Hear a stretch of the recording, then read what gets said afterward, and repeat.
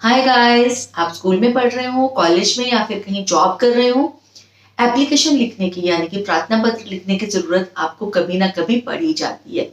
वो चाहे बीमारी की वजह से हो, जरूरी काम की वजह से, या फिर कोई शादी अटेंड करने जाना है, किसी भी वजह से हो सकता है कि आपको प्रार्थना पत्र लिखना पड़े।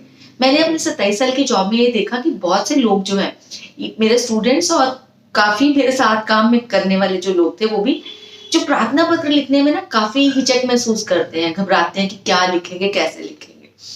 बट मैं ये चाहती हूँ कि आप सब लोग जो है ना, जब भी कभी प्रार्थना पत्र लिखना हो या एप्लीकेशन लिखनी हो, उसमें कभी भी घबराए नहीं और बड़ी कॉन्फिडेंटली जो उसको लिख लें।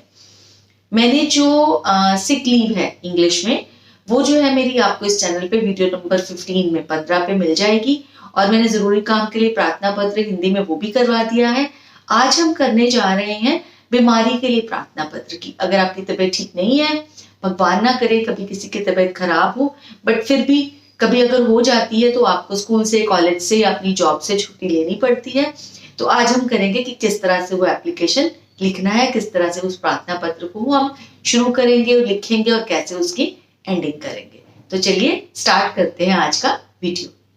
प्रार्थना पत्र को शुरू करने से पहले मैं आपको एक चीज़ बताना चाहूँगी कि मेरी एक सब्सक्राइबर जो हैं सरिता यादव, उन्होंने पूछा था कि क्या कॉमे लगेंगे, जैसे मैंने पिछली बारी क्या किया था, मुख्य अध्यापिका जी के बाद और डीएवी स्कूल के बाद कॉमा लगाया था, है ना। तो उन्होंने पूछा कि क्या कॉमे लगेंगे। तो उसके लिए मैं आपको ये बताना चाहती हूँ कि जो इंग्लिश है ना, इंग्लिश में तो जो हम लिखते हैं the principal, DAV school Jaipur जो है, उसमें बिल्कुल भी पहले कॉमास लगते थे, बहुत बहुत साल पहले।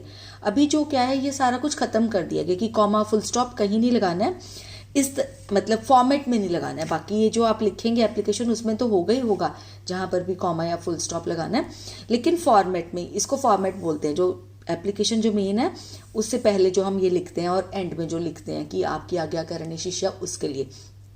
लेकिन हिंदी में ना अभी तक कोई इतना आया नहीं है रूल कि इसमें लगाना है या नहीं लगाना, तो इसलिए हम उसी फॉर्मेट को ही प्रेफर करते हैं या उसी फॉर्मेट पे ही हम लिखते हैं जो पहले से है। तो इसीलिए सेवा में, जैसे कि इंग्लिश में तो टू लिखते थे ना, टू द प्रिंसिपल, अब टू बिल्कुल भी नहीं लिखते हैं। तो पर यहाँ पर सेवा में इस तरह से है तो हम कॉमा लगा देंगे, ठीक है। पर अगर आपके स्कूल में टीचर जो है वो मना करते हैं लगाने से, तो आप मत लगाइए, नहीं तो आप लगा दीजिए, ठीक है।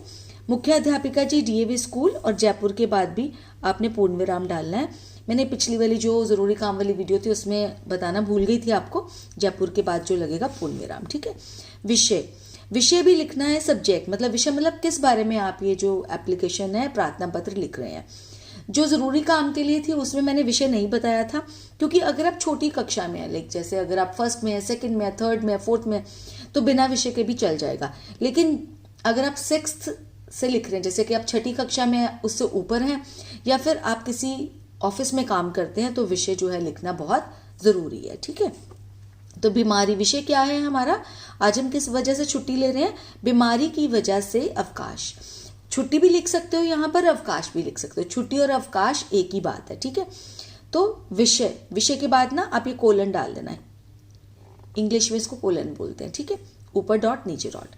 विषय बीमारी की वजह से अवकाश। कई लोग ना ऐसे विषय के बाद ऐसे लिख देते हैं, वो डालना अच्छा नहीं लगता, मतलब ये कोलन ही अच्छा लगता है, ठीक है, मतलब यही प्रेफरेबल है लिखना। तो उसके बाद है श्रीमती जी, ठीक है। और हाँ, एक बात मैंने आपको बतानी है कि अगर आपके स्कूल के प्रिंसिपल जो हैं वो लेडी हैं, तो आप लिखेंगे मुख्याध्यापिका जी, ठीक है। लेकिन अगर आपके स्कूल के या कॉलेज के या जो किसी भी जहाँ पे आप शिक्षा संस्थान में पढ़ रहे हैं, अगर उसके जो प्रिंसिपल हैं वो जेंट्स है, ठीक है, तो आप लिखेंगे मुख्याध्यापक जी। मतलब अगर वो सर हैं तो आप लिखेंगे मुख्याध्यापक जी, और अगर मैम है तो आप लिखेंगे मुख्याध्यापिका जी, ठीक है। और आगे श्रीमती जी, श्रीमती जी अगर आपके प्रिंसिपल मैम है, ठीक है। और श्रीमान जी लिखेंगे अगर आपके प्रिंसिपल सर जो हैं वो क्या हैं, वो जेंट्स हैं, ठीक है, तो आप लिखेंगे श्रीमान जी, ठीक है, और नहीं तो श्रीमती जी। उसी तरह से ही अगर जो ऑफिस जाने वाले लोग हैं वो भी जिसको लिख रहे हैं, अगर मैनेजर जो हैं वो लेडी हैं तो श्रीमती जी, जिसको भी आप एड्रेस कर रहे हो वो अगर वो जेंट्स है तो आप क्या लिखेंगे, श्रीमान जी। तो चलिए आगे बढ़ते हैं। उसके बाद लिखेंगे सविनय निवेदन है कि मैं आपके विद्यालय में छठी कक्षा की छात्रा हूँ, ठीक है। तो ये मैंने पूरी एप्लीकेशन में ना एक एक लाइन छोड़ी है, जैसे ये सेंटेंस लिखा, फिर एक लाइन छोड़ दी, फिर एक सेंटेंस लिखा, एक लाइन छोड़ दी, इसलिए ताकि ना आपको अच्छे से समझ में आ जाए। नहीं तो अगर एक के बाद एक लाइन लिखते जाती हूँ मैं, तो क्या होता है मात्राएं वगैरह एक दूसरे में कई बार लग जाती है, तो फिर आइडिया नहीं होता कि उसको कैसे लिखेंगे वर्ड को, इसीलिए मैं इस तरह से लिख दिया है। बट वैसे जब आप लिखेंगे एप्लीकेशन तो लाइन, ये इसमें लाइन छोड़ने की बिल्कुल भी जरूरत नहीं है, ठीक है। सविनय निवेदन है कि आपके यहाँ पे विद्यालय, इस तरह से आप चलेंगे, ठीक है। छठी कक्षा की छात्रा हूँ, जो बॉयज है वो क्या लिखेंगे, छठी कक्षा का छात्र हूँ, ठीक है। गर्ल्स लिखेंगी छात्रा, लड़कियों ने लिखना है छात्रा और लड़कों ने लिखना है छात्र, ठीक है। मुझे कल विद्यालय से आते ही ज्वर हो गया, कि मुझे कल विद्यालय से आते, कल जैसे ही मैं विद्यालय से आया तो मुझे ज्वर हो गया। ज्वर मतलब बुखार, ठीक है। तो आपको बुखार लिखना है तो आप बुखार भी लिख सकते हैं, ठीक है। तो मुझे विद्यालय से आते ही बुखार हो गया, बुखार इस तरह से लिखते हैं। ब को छोटे ऊ की मात्रा, ख को आ की मात्रा और र, ठीक है, बुखार हो गया। तो उसके बाद चिकित्सक ने मुझे दवा लेने के साथ 2 दिन आराम करने की सलाह भी दी है। चिकित्सक कौन होता है, डॉक्टर, ठीक है। डॉक्टर जो है वो इंग्लिश वर्ड है, बट कई ना डॉक्टर भी लिख लेते हैं, तो कोई बात नहीं, अगर आपको डॉक्टर लिखना है तो डॉक्टर भी लिख दीजिए, कोई ऐसी बात नहीं है। मैं आपको बता देती हूँ कि कैसे लिखते हैं डॉक्टर। डॉक्टर लिखते हैं ऐसे, आधा क ऐसे लिखकर और इस तरह से डाल देते, डॉक्टर हो जाता है, ठीक है। तो अगर आपको डॉक्टर लिखना वो लिख दीजिए, लेकिन चिकित्सक ही हिंदी वर्ड है। चिकित्सक ने मुझे दवा लेने के साथ 2 दिन आराम करने की सलाह भी दी है, इसलिए मैं 6 तथा 7 जनवरी को विद्यालय में उपस्थित नहीं हो पाऊंगी। जैसे कि आज 6 तारीख है ना, तो आज की और कल की आपको एप्लीकेशन देनी है। तो ये एप्लीकेशन हो सकता है कि कल रात को ही आप जाकर अपने किसी फ्रेंड को या फिर किसी को दिया हो, तो आप क्या उस पर 5 डेट लिखोगे, क्योंकि 5 दे दिया आपने, ठीक है। लेकिन अगर आप आज भी दे रहे हो, 6 तारीख को सुबह ही एप्लीकेशन दे रहे हो, तो भी आप ये ऐसा लिख सकते हैं, क्योंकि मेनली तो जो प्रिंसिपल होती हैं या क्लास टीचर हैं उनको क्या देखना है कि कौन सा डे की लीव है, उनको पता चल गया विषय से कि आप बीमारी के लिए नहीं आ रहे हो, ठीक है। इसलिए मैं 6 तथा 7 जनवरी को विद्यालय में उपस्थित नहीं हो पाऊंगी, ठीक है। और जो बॉयज हैं वो लिखेंगे मैं नहीं हो पाऊंगा, ठीक है, ऐसे लिखते हैं, पाऊंगा,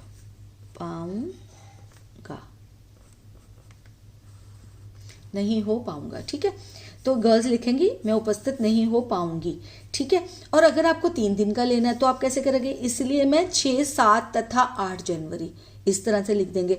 और अगर आपने 4 दिन की लेनी है तो आप इस तरह से भी लिख सकते हो कि जैसे कि मैं आपको बता देती हूँ, जैसे कि 6, 7 तथा 8 जनवरी, ठीक है। और या फिर 6 से 9 जनवरी तक ये भी लिख सकते हो अगर 4 दिनों की लेनी है, या फिर और भी ज़्यादा दिनों की लेनी है तो इस तरह से आप लिख सकते हैं, ठीक है, 6 से 9 जनवरी तक, ठीक है।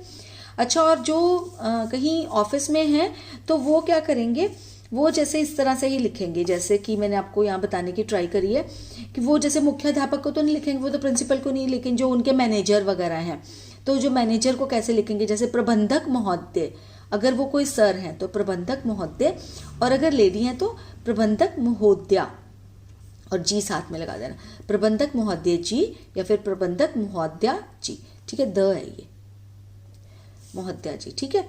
और उसके बाद वैसे लिखेंगे, और जैसे मैंने ये लिखा है ना यहाँ पर कि मैं आपके विद्यालय में 6ठी कक्षा की छात्रा हूँ, ये लिखा है हमने, तो आप लिख देंगे कि मैं आपके कार्यालय में, जैसे अकाउंटेंट के पद पर अगर आप हो, अगर अकाउंटेंट लगे हुए, ये जो भी आपका है वहाँ पर जिस भी पोस्ट पर हो आप, वो पोस्ट का नाम यहाँ पे लिख देना। ये मैंने अकाउंटेंट के लिए लिखा है कि मैं आपके कार्यालय में लेखापाल के पद पर कार्यरत हूँ, ठीक है, इस तरह से लिख सकते हैं। और उसके बाद ये वाली चीज़ लिख देंगे, ठीक है। तो इसलिए मैं 6 तथा जो हो गया ये वाला, तो आपसे अनुरोध है कि मुझे 2 दिनों का अवकाश प्रदान करें, कि आपसे अनुरोध है, आपको रिक्वेस्ट करती हूँ या करता हूँ कि मुझे 2 दिनों का अवकाश प्रदान करें। तो यहाँ पर आपसे अनुरोध है, तो बॉयज़ और गर्ल्स दोनों ही सेम लिख सकते हैं, ठीक है। और ऑफिस वाले लोग भी सेम लिख देंगे। आपकी अति कृपा होगी, मतलब मैं आपका बहुत ज़्यादा थैंकफुल रहूँगा या रहूँगी, ठीक है। इसमें भी बॉयज़ गर्ल्स सेम लिखेंगे। उसके बाद धन्यवाद, धन्यवाद के लिए ये तो मैंने बता दिया था ना कि एक एक लाइन छोड़ने की ज़रूरत नहीं है यहाँ पर, लेकिन यहाँ पर जब आपकी एप्लीकेशन पूरी हो जाएगी तो एक लाइन छोड़कर लिखना धन्यवाद, ठीक है। उसके बाद एक लाइन छोड़कर आपकी आज्ञाकारिणी शिष्या, ठीक है। तो यहाँ पर बॉयज़ लिखेंगे आपका आज्ञाकारी शिष्य, ठीक है, ये लिखेंगे। तो आपकी आज्ञाकारिणी शिष्या गर्ल्स लिखेंगी। उसके बाद अपना नाम लिख देना, मैंने यहाँ पर प्राची वर्मा लिख दिया है। कक्षा लिख देना अपनी 6ठी और क्रमांक लिख देना, क्रमांक मतलब रोल नंबर लिख देना, ठीक है। और उसके बाद डेट लिख देना यहाँ पे 6 जनवरी 2020, ठीक है, जो डेट है। और डेट जो है ना यहाँ पे भी आप लिख सकते हो, सेवा में से सेवा से पहले आप डेट भी यहाँ भी लिख सकते हो डेट। तो अगर यहाँ पे भी लिख दोगे आप डेट तो कोई गलत नहीं है, बिल्कुल ठीक है वो भी। तो दोनों में से किसी जगह पर भी लिख दीजिए। और जो ऑफिस में काम करते हैं वो कैसे एंड करेंगे इसका, वो एंड करेंगे आपका कर्मठ कर्मचारी या फिर आपकी कर्मठ कर्मचारी, या फिर मेहनती भी लिख सकते हो कर्मठ की बजाय, ठीक है। और उसके बाद या फिर आप ये भी लिख सकते हो, जैसे हम लिखते हैं ना योर्स फेथफुली, उसके लिए क्या है, आपका विश्वास योग्य या फिर आपके विश्वास योग्य, और नीचे अपना नाम लिख देना, प्राची वर्मा, जो भी आपको लिखना है, ठीक है। तो इस जगह पर लिखने के लिए बोल रही हूँ, जैसे आपका आज्ञाकारिणी, आपकी आज्ञाकारिणी शिष्या या आपका आज्ञाकारी शिष्य, यहाँ पर आप लिख सकते हैं आपका विश्वास योग्य, ठीक है, और या फिर आपकी विश्वास योग्य लेडीज लिख देंगी। और एक और बात आपको बतानी थी मैंने कि ये देखो मैंने क्या किया एप्लीकेशन में, एक ये पैराग्राफ बना दिया, एक ये बना दिया, और उसके बाद एक ये वाला बना दिया। जो मेन वाला है ना वो बीच में होना चाहिए, ठीक है। तो उससे पहले बता दिया कि हाँ मैं 6ठी कक्षा की छात्रा हूँ। अगर ये प्रिंसिपल मैम नहीं भी देखेंगे तो भी उनको यहाँ से दिख ही जाना है, ठीक है। और ये आपसे अनुरोध है, ये सब प्रिंसिपल को पढ़ने की जरूरत नहीं है, क्लास टीचर को, वो उनको क्या पता है कराना है कि आप कौन से दिन नहीं आ रहे हैं, कोई कौन से दिन आपकी लीव लगानी है ना, मेन ये है। तो मेन जो है पैराग्राफ सेंटर में लिख देते हैं, तो वो इस तरह से आप चेंज कर देंगे पैराग्राफ। तो एक तो लिखा हुआ जो एप्लीकेशन या प्रार्थना पत्र है वो सुंदर भी लगता है, और दूसरा ये है कि जिसको वो पढ़ना है ना प्रार्थना पत्र, उसको भी ठीक लगता है कि हाँ जो उसका मेन मुद्दा है वो यहाँ पर है, सामने उसको दिख जाता है अलग से, ठीक है। आई होप आपको पूरी तरह से आइडिया हो गया होगा कि प्रार्थना पत्र कैसे लिखते हैं। फिर भी अगर कोई डाउट है कमेंट सेक्शन में लिख देना, मैं आपके सारे डाउट्स क्लियर करने की पूरी ट्राई करती हूँ और करती रहूंगी। और अगर आपने मेरी इस वीडियो को लाइक किया है तो लाइक के बटन को जरूर प्रेस कर देना, और अगर आपने मेरे चैनल को अभी तक सब्सक्राइब नहीं किया है तो कर लीजिए प्लीज, क्योंकि इसी तरह के नॉलेजेबल वीडियोस लेकर मैं आती रहती हूँ, और ताकि आपकी जो नॉलेज है वो बढ़ती रहे। और ये ना अपने उन फ्रेंड्स के साथ, कजन्स के साथ या और रिश्तेदारों के साथ शेयर कर लेना इस वीडियो को, जो लगता है इससे बेनिफिटेड हो पाएंगे, क्योंकि विद्या है ना बांटने से ज्यादा आती है। और जब सब्सक्राइब के बटन को प्रेस करोगे, बेल आइकन को प्रेस करके ऑल को जरूर प्रेस कर लेना, उससे होगा ये जैसे ही मैं वीडियो अपलोड करूंगी आपको नोटिफिकेशन मिल जाएगा। तो चलिए करते हैं गुड बाय, जल्दी ही मिलूंगी एक नई वीडियो के साथ, तब तक के लिए टेक केयर ऑफ।